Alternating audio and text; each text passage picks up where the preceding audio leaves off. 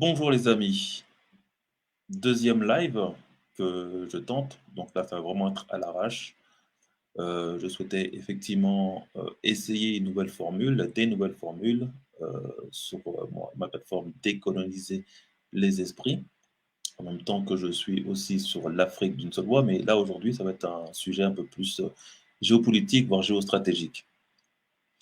Ça va être assez court, puisque je suis toujours dans l'expérimentation de mes outils, des outils, du son, enfin voilà.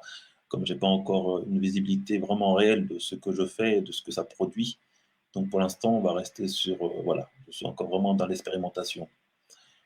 Aujourd'hui donc, revue de presse, une actualité qui est vraiment très chargée et qu'il faille, vraiment,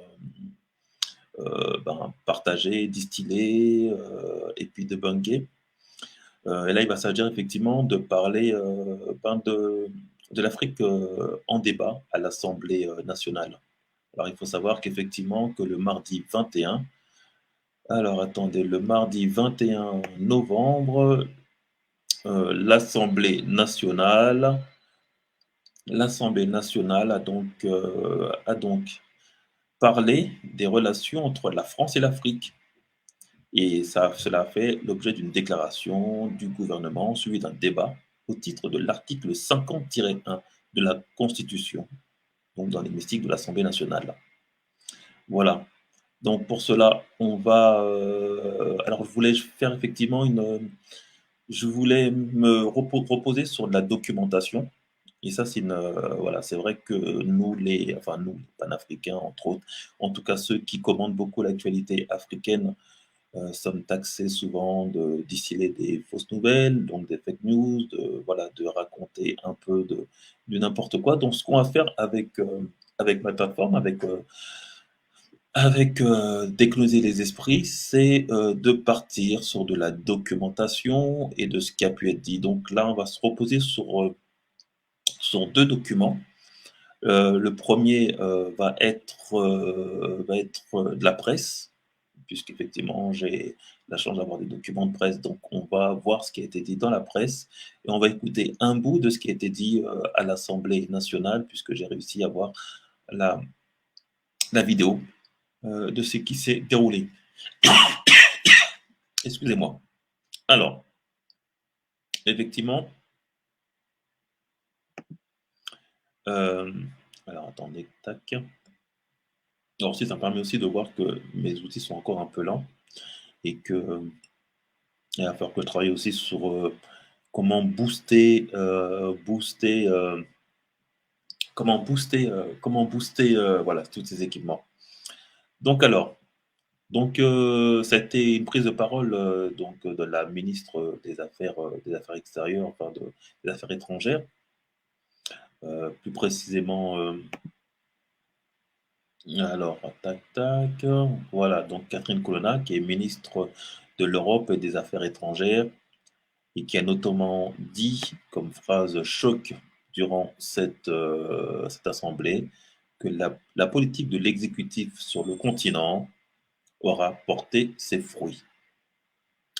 Alors, on va regarder ce qui a été dit dans la presse et pour cela, je me suis reposé sur le journal Les Échos. Alors, c'est le journal des Échos du jeudi donc de hier. Alors, attendez, oui. Alors, attendez, alors, je m'aperçois qu'effectivement, c'est écrit en tout petit et qu'il va falloir que j'utilise un autre écran pendant que vous serez sur le partage. Voilà. Donc effectivement, on va effectivement lire ces deux articles. Alors le premier article, donc, c'est un résumé de ce qui a été dit durant cette assemblée nationale. Et après, il y a un bref interview d'Olivier Brecht, qui est un ministre délégué. Et comme ça vous permettra de savoir et de ce qui est discuté de l'Afrique depuis la France. Donc ça a été quand même un débat qui a duré près de 3 heures, donc quand même assez long. Je mettrai l'intégralité de la vidéo sur ma plateforme, comme ça vous permettra, vous, de voir ce qui était dit, voilà, si vous avez du temps. Et nous, on va faire vite fait un résumé, peut-être un démontage quand même, et puis après, on en parlera. Alors, donc, ce qui a été dit donc, dans les Échos, la politique africaine de la France suscite de nombreuses critiques. C'est un article qui a été écrit par Guillaume de Cadignon. Nous n'avons pas vu ou voulu voir l'Afrique changer, a dénoncé donc le député centriste Bruno Fuchs à l'Assemblée. Et les reproches viennent autant des rangs de l'opposition que de ceux de la majorité présidentielle. Alors,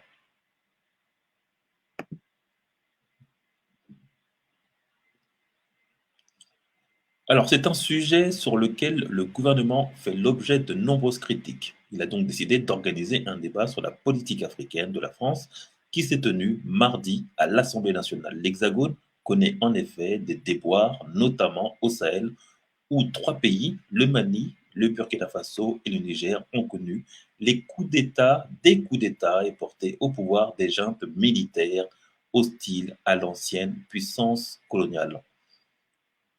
Alors, ce qui sera intéressant de voir dans tout ce qui est dit et tout ce qui est publié par ces différents médias, c'est vraiment la persistance à vouloir critiquer les prises de position africaines. Et c'est pour ça que je souhaitais faire cette revue de presse afin que, voilà, que l'on comprenne que cette distorsion de vue, il y a un entêtement de la part de la diplomatie française qui a très mal pris le fait de s'être fait jeter ou en tout cas repousser par l'Afrique, en tout cas par les trois pays. Il y en a d'autres, mais pour l'instant, on est vraiment focalisé sur le Mali, le Burkina Faso et le Niger. Il y a aussi la Guinée, mais la Guinée reste assez timide. Et le Gabon, pour l'instant, c'est pareil. Leur position n'est pas claire. La vraie fronde se passe vraiment avec le Mali, le Burkina Faso et le Niger. Les autres, pour l'instant, sont encore assez mitigés sur leur position. Mais on sent qu'ils ne veulent pas faire de rupture. L'on poursuit. Dans un rapport parlementaire publié au début du mois, les deux auteurs, Michel Tabarot, ULR, et Bruno Fuchs, du Modem, critiquaient l'aveuglement de la diplomatie française et de l'Élysée. Ils appelaient à clarifier l'action de la France au Sahel et en Afrique subsaharienne, souvent jugée contradictoire, voire incompréhensible. À la tribune de l'Assemblée, la ministre des Affaires étrangères, Catherine Colonna, s'est défendue de ces accusations. Elle a jugé qu'il n'était pas opportun de réduire l'Afrique aux trois pays du Sahel dans lesquels l'Hexagone rencontrait des difficultés. Tout irait forcément mal en Afrique et la France serait forcément à la traîne. Il s'agit d'une image d'Épinal, a répondu le ministre. Grâce aux opérations militaires Servan puis Berkane, la France a évité que le Mali ne devienne un État terroriste, a-t-elle fait valoir. L'aide au développement française de ce pays constitue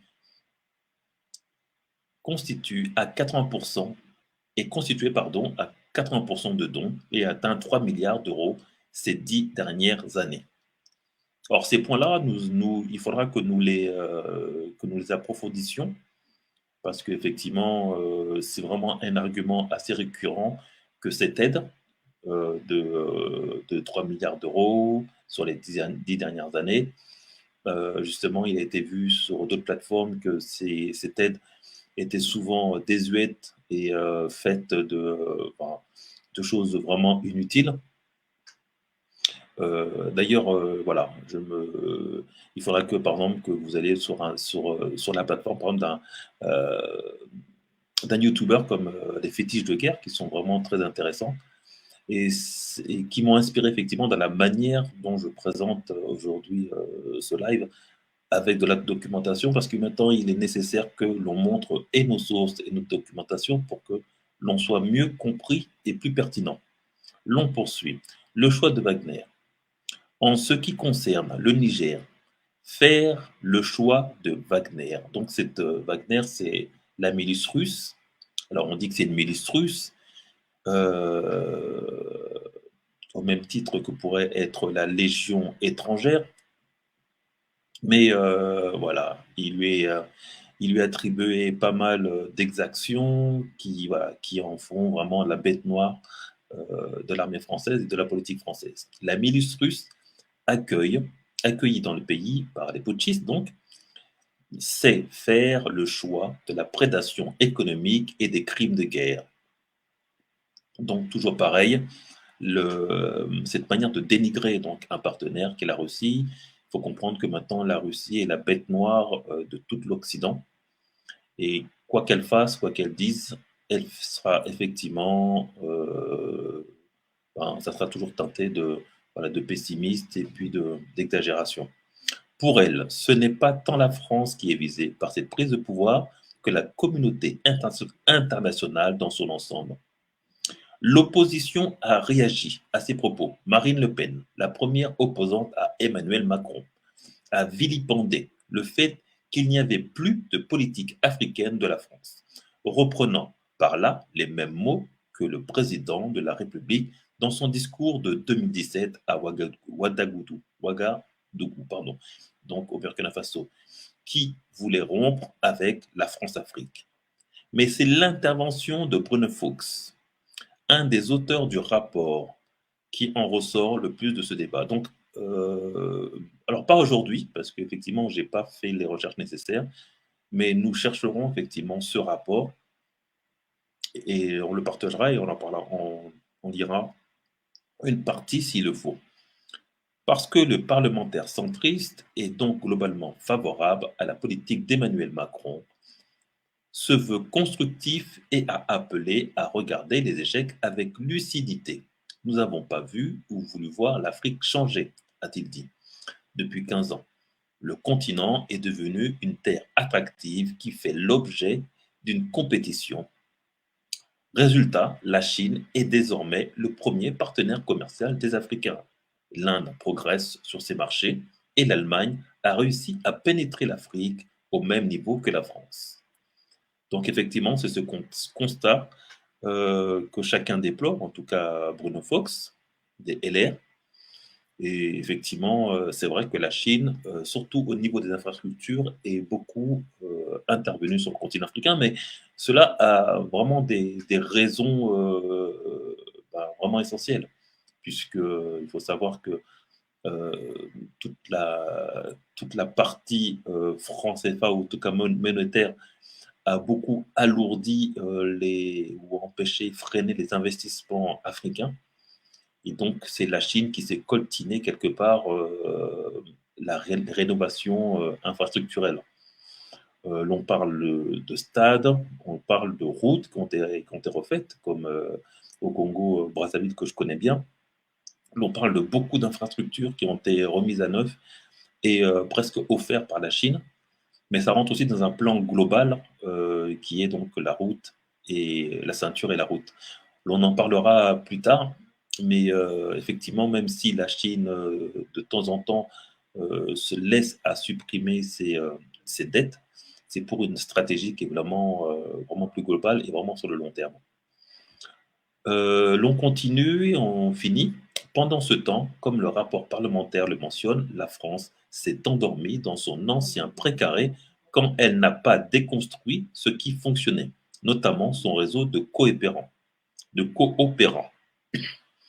Dernier paragraphe. Éviter la contagion. Parallèlement, la position de la France vis-à-vis des régimes non démocratiques est devenue illisible, a estimé Bruno Fuchs. Il faut urgemment changer de logiciel et redéfinir une politique claire afin d'éviter la contagion et la perte d'influence sur tout le continent, a-t-il insisté. Ce n'est pas exactement ce que le gouvernement entend faire si l'on en croit Catherine Colonna au Palais Bourbon. La politique de l'exécutif porte ses fruits. Donc, malgré toutes ces réprimandes et toutes ces remarques, le gouvernement, donc Macron, semble être satisfait. Semble être satisfait. Alors, attendez, je reviens sur mon écran. Tac, tac. Donc voilà, semble satisfait de sa politique et de ses positions. Alors attendez, on va basculer sur l'autre diapo. Voilà. Donc nous avons donc une Catherine Colonna, donc ministre des Affaires étrangères, qui est, elle, satisfaite et nous dit donc fièrement que la politique de l'exécutif sur le continent africain porte ses fruits. Alors je ne sais pas encore quels fruits. J'avais mis aussi sur ma plateforme son dernier discours qu'elle a fait au Nigeria.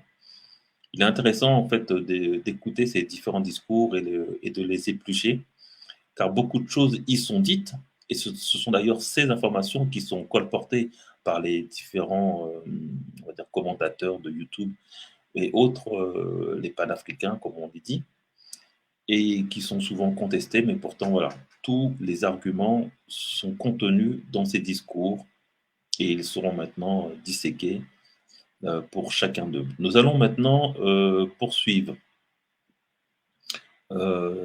Tac, tac. Nous allons poursuivre sur un interview donc, de Olivier Bretsch, donc, le ministre délégué chargé du commerce extérieur, de l'attractivité et des Français de l'étranger. Donc, qui est un interview qui a été faite toujours sur les échos donc d'hier, jeudi, on est quel jour aujourd'hui? Donc jeudi 23. Alors c'est vrai que tac tac, comme c'est vraiment une formule que j'ai en train d'essayer, je m'étais pas aperçu que voilà que le mode diapositive faisait que ça reste relativement petit. Donc vous voyez effectivement l'article qui est en bas, enfin qui est à droite. Moi je l'ai sur un autre écran beaucoup plus grand, donc je vais le lire dessus. Et puis on en discutera rapidement après. Donc ce qui est dit dans cet article, qui s'appelle J'appelle à un sursaut des entreprises françaises en Afrique. Toujours, c'est l'interview toujours fait par le même rédacteur, monsieur Guillaume de Calignon, sur le journal Les Échos du jeudi 23 novembre 2023. Suite à l'intervention donc, du gouvernement à l'Assemblée nationale euh, sur le sujet de l'Afrique, un débat qui aura duré 3 heures de temps. Alors, visiblement, alors, je ne sais pas. Ah oui. Alors, Madame Colonna a déjà été au Nigeria, mais il semblerait que Monsieur Olivier Becht, il y va aussi donc cette semaine. Donc, vous vous rendez au Nigeria cette semaine, puis en Afrique du Sud début décembre. Pourquoi mettre l'accent sur l'Afrique? Réponse d'Olivier Becht. Je veux tordre le cou aux idées reçues sur la présence et l'influence de la France en Afrique. Une certaine idée en vogue sur les réseaux sociaux et dans certains médias est que l'influence de notre pays serait en fort recul sur ce continent. Sans minimiser les crises que traversent le Mali, le Niger ou le Burkina Faso, donc effectivement ces révolutions sont vues comme des crises, alors qu'effectivement nous apprenons quand même que le Mali vient de reprendre Kidal et qu'il vient de libérer une grande partie de son pays, un pays qui était pratiquement scindé en deux, malgré la présence française, voilà, qui avait visiblement une position assez problématique, puisque elle semblait protéger plus les terroristes que les que l'armée locale. Alors ça, c'est un débat qu'on aura un peu plus d'informations, on reviendra dessus avec de la documentation. Pour l'instant, ce sont nos analyses, mais au fur et à mesure que les libérations se font, des documents se libèrent, nous aurons plus de détails par rapport aux positions, aux stratégies qui avaient été employées par les belligérants. L'Afrique ne se résume pas à ces 3 pays, a-t-il ajouté M. Olivier Becht. L'influence et la présence des entreprises françaises en Afrique restent fortes leur poids économique augmente sur le continent. Le nombre d'entreprises françaises en Afrique subsaharienne a été multiplié par 2 ces 10 dernières années. Et ça, c'est vraiment le point que je voulais qu'on entende. Donc, le nombre d'entreprises françaises en Afrique subsaharienne a été multiplié par 2 ces 10 dernières années. Donc, en passant de 2000 à 4000. Les investissements directs français en Afrique, dont le stock atteint désormais 54 milliards d'euros, ont été multipliés par près de 3 lors de la dernière décennie. La présence des entreprises françaises est toujours importante. La France est le premier fournisseur du Sénégal, de Djibouti et du Gabon. L'image de la France n'est-elle pas mise à mal, demande donc le journaliste. C'est le cas dans les pays du Sahel, donc on y revient toujours, devenu la bête noire de la France. Et cela s'explique en partie par l'intervention militaire à la demande des pays concernés pour réduire la présence des groupes terroristes dans cette région du monde qui peut avoir entraîné une perception négative dans les pays du Sahel. Certains ont présenté cette présence militaire comme une offensive néocoloniale. Ils veulent nuire aux intérêts français, manipulent et colportent de fausses informations sur les réseaux sociaux. C'est un combat que nous menons. Donc ça, c'est un message qui nous est directement adressé, puisque visiblement, nous sommes accusés pour la plupart de colporter de mauvaises informations, donc de déformer l'information. Et voilà. Donc il est bien de l'entendre, puisqu'il n'aurait qu'une bonne version de l'information, c'est celle que délivre la France. Ce n'est pas parce que des individus manifestent ici ou là avec des drapeaux russes tout neufs que la Russie fait davantage rêver que la France. Et je vous le confirme.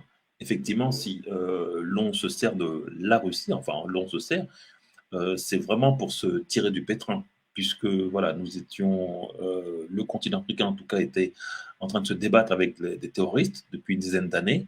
Les choses n'allaient pas en s'améliorant, il fallait donc trouver des solutions. Et les solutions ont été apportées par la Russie, notamment par une meilleure formation des corps militaires, par l'apport, ou en tout cas euh, oui, un apport, on va dire, de matériel qui était défaillant. Visiblement, les commandes africaines faites en France n'arrivaient pas de manière mystérieuse. Elles étaient payées, mais n'arrivaient pas.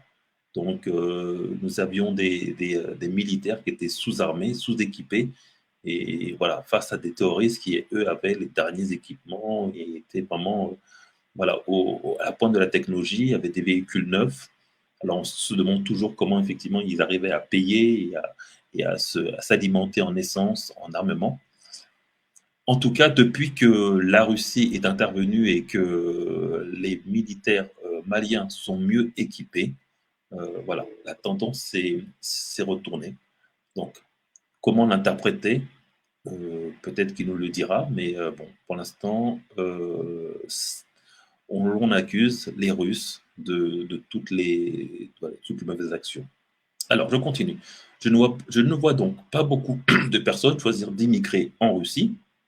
Alors, c'est vrai que euh, l'Afrique est accolée pratiquement à la France par la Méditerranée. Enfin, il y a une bande de mer pour arriver à la France. La Russie, il faille quand même traverser un certain nombre de kilomètres avant d'y arriver. Donc, l'immigration russe, elle se fait. Bien sûr, voilà, c'est comme un pays où la température est assez basse. Voilà, d'une part. Bon, est-ce que c'est mieux que la France? Bon, je ne saurais le dire pour l'instant. L'attrait aussi pour la France vient du fait que notre éducation, pour la plupart en Afrique francophone, eh ben, elle est française. Donc l'on va là où l'on peut s'exprimer et mieux se faire comprendre le plus facilement. C'est là aussi il y a le plus de familles. Donc voilà, mais bon, visiblement, et ce qui est demandé, c'est que la France devienne donc un territoire de passage pour aller ailleurs. Et je pense que c'est ce qui risque d'arriver dans les années à venir. Voilà. Et poursuit. Et nous avons des liens historiques et d'amitié avec le Mali, le Niger et le Burkina Faso qui résistent à ces crises. Au cours des 10 dernières années, les exportations françaises vers l'Afrique je remonte, subsaharienne n'ont pas progressé. Pourquoi? Alors il est dit, la part du marché de la France a certes baissé depuis 40 ans, mais il s'agit d'une normalisation. Les entreprises françaises dominaient certains marchés et ce n'est plus le cas. Effectivement, la France avait énormément de monopoles et ces monopoles ont effectivement progressivement été cassés et repris par des concurrents voilà, plus conciliants et plus à même de faire du gagnant-gagnant. De nouveaux concurrents sont arrivés et cela est sain. Il y a donc une répartition plus large des marchés, mais nos parts de marché en Afrique sont supérieures à notre part de marché dans les exportations mondiales totales. Donc il est bien important que vous entendiez ça. Nos parts de marché en Afrique sont supérieures à notre part de marché dans les exportations mondiales totales. Ça veut dire, si je le comprends bien, que l'on importe, enfin, le marché français de l'exportation est majoritairement en Afrique, plus qu'ailleurs. D'où l'importance cruciale de ne plus ou de ne pas quitter l'Afrique, puisque c'est son principal débouché économique pour les matières, en tout cas pour les exportations françaises. C'est très important de comprendre ça et de comprendre pourquoi, effectivement, l'attrait pour l'Afrique est aussi épais. Elle reste donc plus élevée en Afrique qu'autre part. Nous exportons autant sur le continent africain que dans la zone asiane, en Asie du Sud-Est et en Amérique latine réunie. Voilà, donc c'est super important ce passage pour comprendre l'importance de l'Afrique dans le marché extérieur français. Et c'est donc vraiment le ministre délégué des Affaires étrangères qui le dit. Des entreprises françaises quittent tout de même certains pays africains en raison de l'insécurité et de l'instabilité politique. Que leur dites-vous? Il y a eu, et cela est vrai, quelques départs symboliques qu'on ne peut pas, qu'on ne peut que regretter, mais ils ne sont pas représentatifs de l'évolution de la présence de nos entreprises. Ils s'expliquent par des réalités économiques propres à ces groupes et pas, et pas par un recul de la présence française sur le continent. Il faut regarder le continent dans sa globalité. L'Afrique est le continent de la croissance du XXIe siècle. D'abord, attendez, je regarde quelque chose. Oui, c'est bon.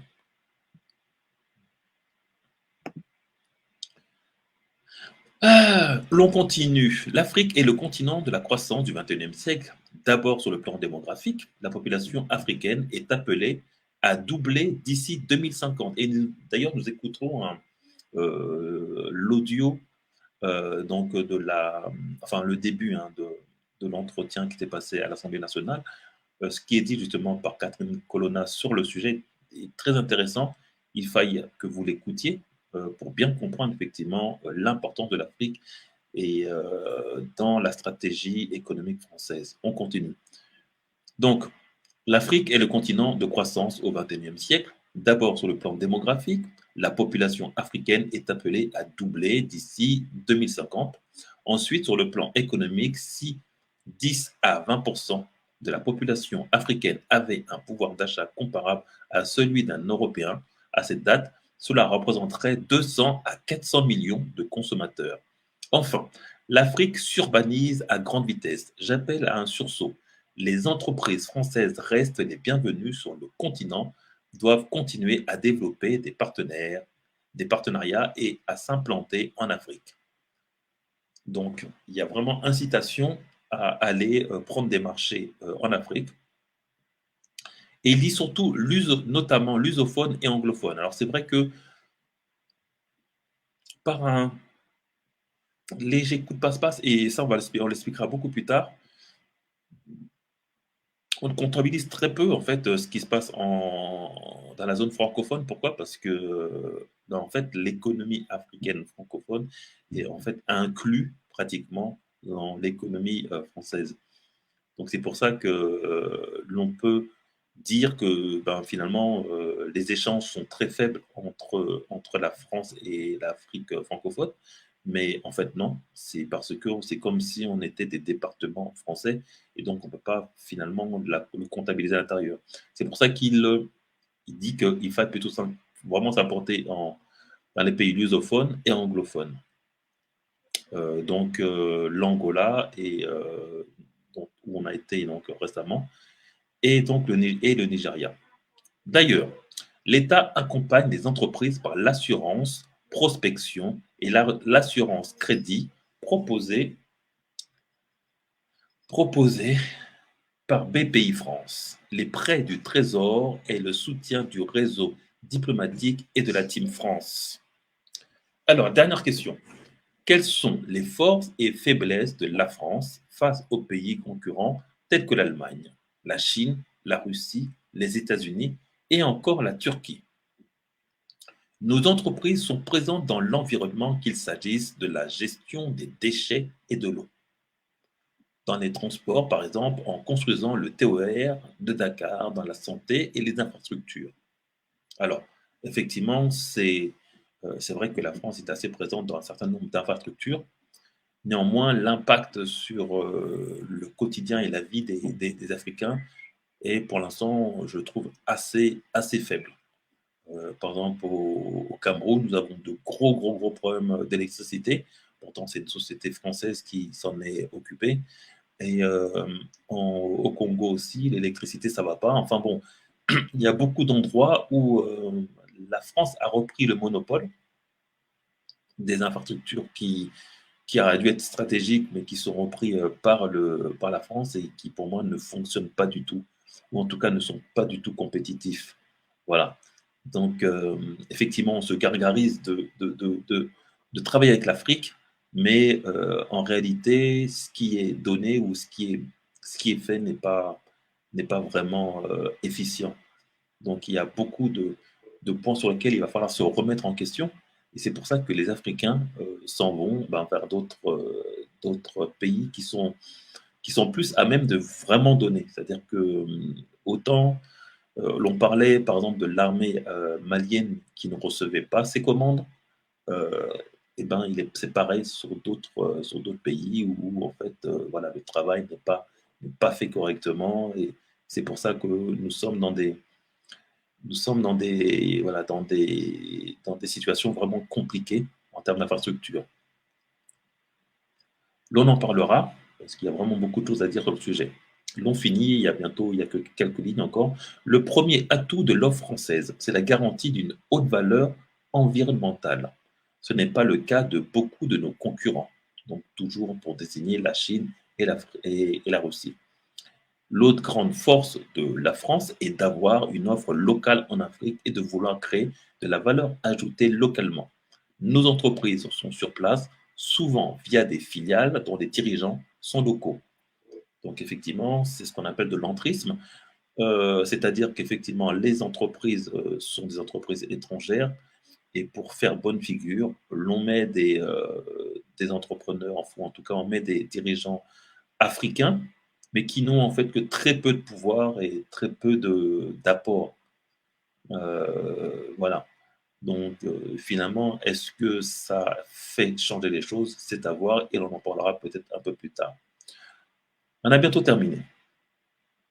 Elle crée des emplois et embauche du personnel local. Elle emploie près de 500 000 personnes sur tout le continent et elle travaille avec des partenaires et des sous-traitants locaux. C'est par exemple le cas de la construction du métro d'Abidjan où les entreprises aident à la création d'une filière ferroviaire structurée dans le pays.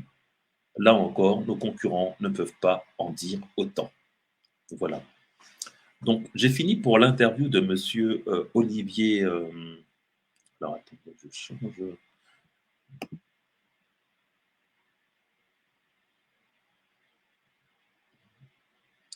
Olivier, Olivier Brecht, qui est le ministre délégué, d'accord, qui lui aussi est très satisfait de la présence française en Afrique, d'accord, et lui, pour lui, les entreprises françaises restent une solution en Afrique. Voilà.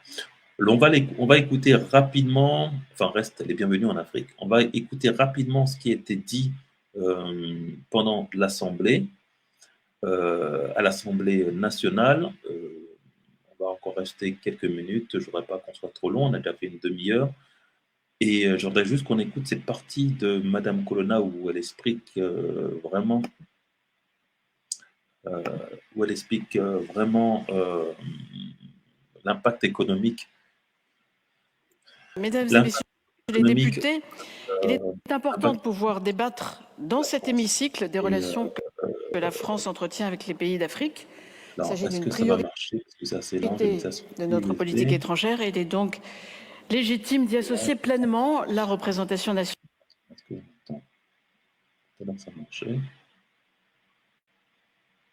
Les différentes crises qui se sont succédées au Sahel. Je m'aperçois qu'effectivement les outils que j'ai pris, donc pour l'instant c'est vraiment en test, c'est pour ça que vous voyez encore le StreamYard, parce qu'il est en version. Je reviendrai plus en détail tout à l'heure sur notre action depuis 10 ans concernant cette zone, mais je veux d'abord je m'aperçois qu'effectivement insister sur un point essentiel, l'attitude à notre égard de 3 juntes militaires. Alors, je n'ai pas de pas occulter les bonnes relations, et je dirais même les très bonnes relations. Est-ce que c'est parce que le son est sur la clé USB que ça ne passe plus?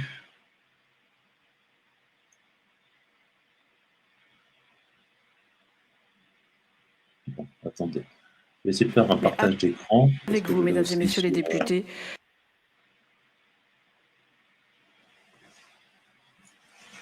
C'est vraiment problématique cette demande en ressources. Du coup, j'ai l'ordinateur qui rame à mort.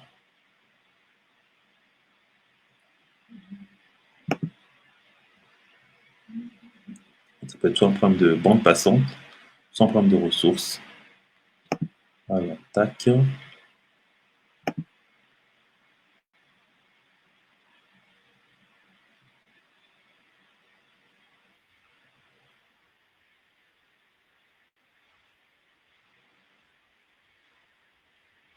Ce fonds d'appui à l'entrepreneuriat culturel, le FAEC, que j'évoquais précédemment, efficace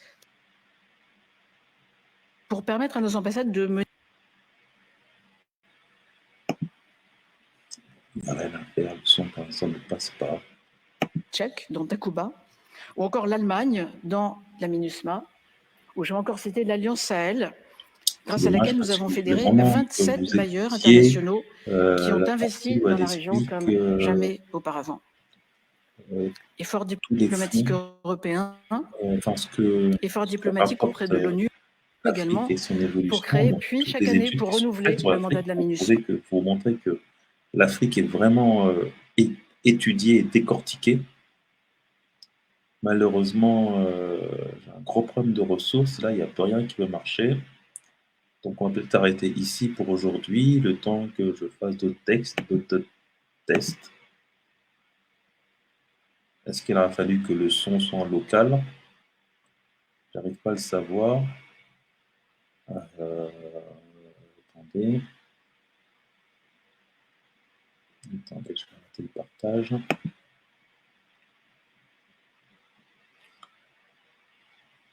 Alors, et je remets.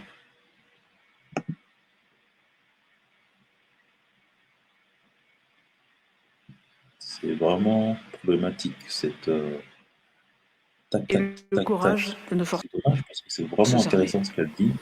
En 2013. Alors, ça passe ou pas? Merci pour eux. Malheureusement, ça passe pas. Merci. En 2013. Je vois que ça rame, mais ça passe pas. Et des pays. Ce que je vais faire, c'est que je vais le mettre en partage sur ma page YouTube. D'engager nos forces armées.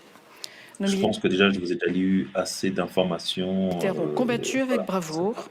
Ils ont contribué à éviter que le Mali ne devienne un presse fait ensemble.